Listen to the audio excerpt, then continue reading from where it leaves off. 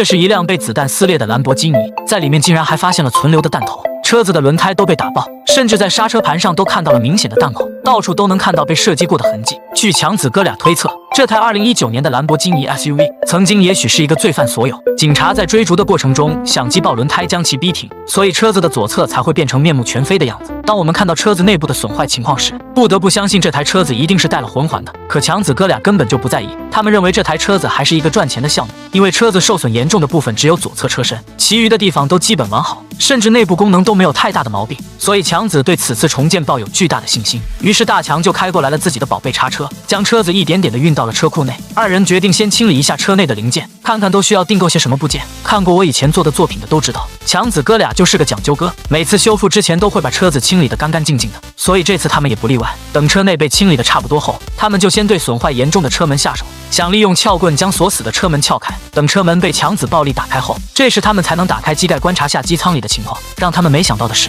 发动机舱竟然这么好，就连 ECU 都没有什么损坏，这让二人显得十分的兴奋，开心的将车内清理了一番。这就像我以前说的，强子哥俩不去开个洗车场真的是屈才了。等将车子彻底的清理干净后，他就将车内的电池卸了下来，开着车子前往商店换回来一个新的电瓶。强子决定先尝试一下启动车子，可就在这时让他们发现车内也到处都是弹孔，初步的检查了下不少于20个，而且车况也是凹陷处哪都是，所以哥俩迫不得已购买了一个二手的半个车壳。他们认为这样比修复钣金要快得多，效果看起来也会比较好。接着第二个包裹是2个新的车门，强子将其车门安装到半个车壳上，想看看缝隙大小是否合适，并且拿来了新的翼子板进行比对，看起来效果还是不错的。小强还在夸自己这3000美金花的是真值得，甚至还拿来了2个超大的越野轮胎，他要让这台兰博基尼去地里越野。这不得不说，二强的想法还真的奇葩，好好的 SUV 变成这个样子，简直就是毁了这台车。等他们二人经过了一番脑洞大开后，就用叉车将车子抬到了工作台上，然后把上面所有的碍事的套件都拆解下来。这个工作看似简单，但真正拆卸下来还是非常磨叽的。于是强子一边拆卸一边玩耍，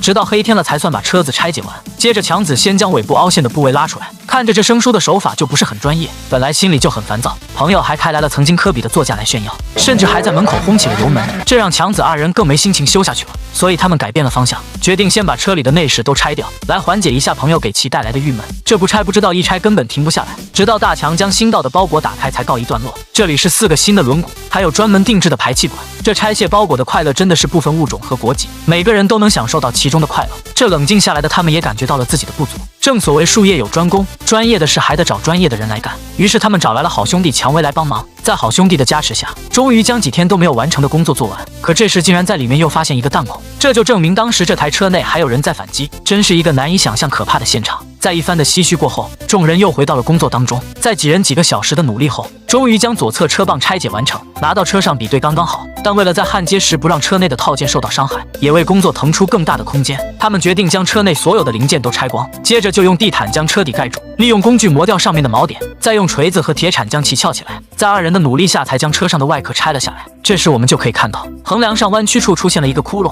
而且里面能看到整个横梁都断裂了。这下无形中就给重建工作增加了相当大的工作量，这严重影响了车子的安全结构，所以他们决定先拆掉顶棚，然后看看是否能把购买的半个车棚换上去。确定了基本方法后，3人就快速的忙活了起来，该打磨的打磨，该钻孔的钻孔，忙的是不亦乐乎。经过了几个小时的努力后，众人才把顶棚拆了下来，然后利用工具将弯曲的地方拉回原位，并用锤子不断的敲击。这个工作基本上都是强伟为主导，敲击起来也很带样，只不过照比钣金大师康纳来说还是逊色了点。等用卡尺比对好尺寸后，几人就开始对半个车壳下手，他们想把上面的零件都一块块的拆解下来，这样就能解决了之前横梁断裂的问题。接着他们将拉伸的工具拆解，强子并用2郎腿将坏的部分踹了下来。在众人的不断努力后，终于将车上的损坏的车架拿掉。这时车子已经没有了车子该有的样子，看着就像从垃圾堆里捡来的破车架。他们利用工具矫正着凹进去的地方，并用打磨机打磨掉接口处的漆面，这是为了组装焊接做着准备。等把准备工作做好后，就把拆好的车架安装上去模拟，接着就将外部车壳扣到车架上，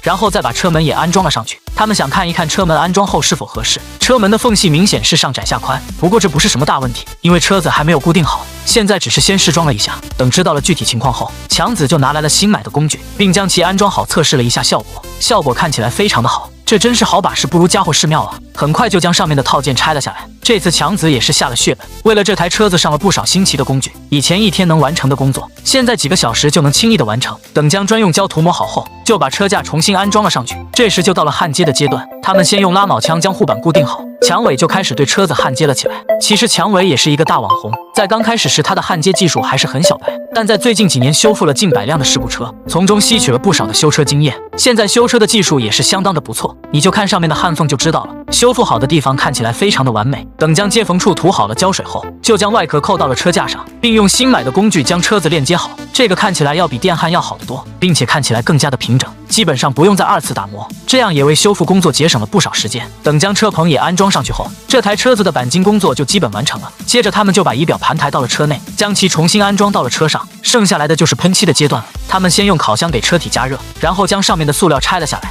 接下来就用锤子不断的敲击，然后用砂轮将其打磨平整，并给上面刮上了腻子。像这样的地方整车要有几十处，修复起来非常的麻烦。在等待干燥的同时，他们还买来了全新的轮胎和轮毂，这是一套标准的23寸的轮胎，安装起来也是非常的简单。不一会，强子就把4个轮胎都更换了上去，接着他们就用塑料布把车子整体盖好，将要补漆面的地方全部露出来，然后就给上面重新喷了底漆。因为强子2人也不是专业的喷漆师傅，所以就简单的将表面喷涂平整。等干燥后，就把车子拖了出去，给车子的外表清洗了一番。这是为了给车子贴车衣做着准备，他们想给车子重新换上一个颜色，这样就省去了不少没必要的麻烦，效果还会非常的好。可这时大强却认为米黄色更加匹配这台车子。经过2人激烈探讨后，最终采用了大强的建议，将这台兰博基尼改成了米黄色。虽然这样之前贴好的红色车衣就得返工，可2人为了完成心中想要的车子，不怕辛苦将红色换成了米黄色。这就是贴车衣的好处，看到颜色不好就可以重新更换，要是喷漆就没这样的便利条件了。等车子的车衣都被贴好后，强子就把车子升了起来，他们要为车子重新更换一套新的排气系统，这是强子专门为这台兰博基尼定制的，整个后端看起来非常的霸气，并且具有侵略性。强子2人对此非常的满意。等将前后风挡都安装上去后，这台兰博基尼就修复完成了。他们还为此准备了一套越野轮胎，开起来就像大脚车一样，属实不太符合这台优雅的车子。不过他们只是为了玩耍才选择这套越野的轮胎，平时还是很正常的。这时让我们一起看一看它在泥地上的效果。